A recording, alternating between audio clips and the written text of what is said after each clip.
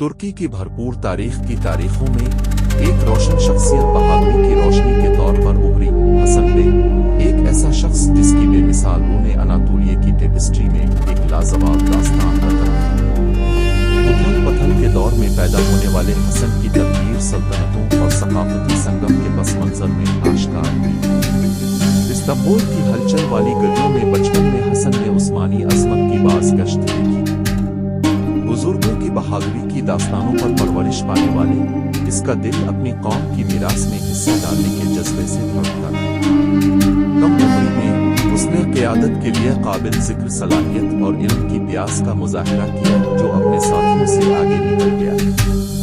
जुग्राफियाई सियासी मंजरनामे में तब्दीली आई और पहली जंग अजीम के बाद तुर्की को चैलेंजों का सामना करना पड़ा। हसन फर्ज के एहसास से मुतासिर होकर मुस्तफा कमाल अतातुर्क की क़यादत में आज़ादी की जिदोजहद में शामिल हो गए। इसके मैदान जंग के कारनामे इस वक्त अफसानी बन गए जब उसने फौजियों को इकट्ठा किया और स्ट्रेटेजिक चालों को अंजाम दिया, साथियों और मुखालिफों दोनों की तारीफ।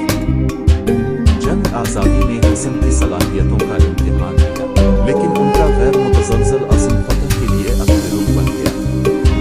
1923 में लोज़ान के मुआहदे पर दस्तखत ने जमहूरिया तुर्की के क़याम की निशानदही की और हसन एक फौजी हीरो से एक सियासतदान में तब्दील हो गया। इक़्तिदार की राहदारियों में हसन ने खुद को कौम की तरक्की के लिए वक्फ कर दिया। उन्होंने जदीद तुर्की की बुनियाद रखकर तालीम, माशी इस्लाहात और समाजी तरक्की की हिमायत की। उनकी बसीरत वाली क़यादत ने मुल्क को 20वीं सदी के अवाइल के चैलेंजों से नबर्द आज़मा किया, इसे सेकुलरिज्म और तरक्की की रोशनी में ढाला। सियासी पेचीदगियों के दरमियान हसन की जमहूरियत और कानून की हुक्मरानी से वाबस्तगी साबित कदम हो।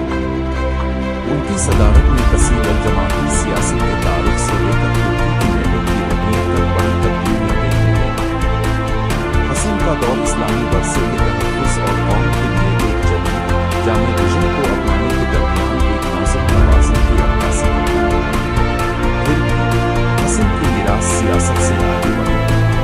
वो फ़नून लतीफ़ा के सरपरस्त थे, जो अदब, मौसीकी और सक़ाफ़त की इज़हार को फ़रोग़ देते थे। तारीख़ी मक़ामात और यादगारों की हिफ़ाज़त के लिए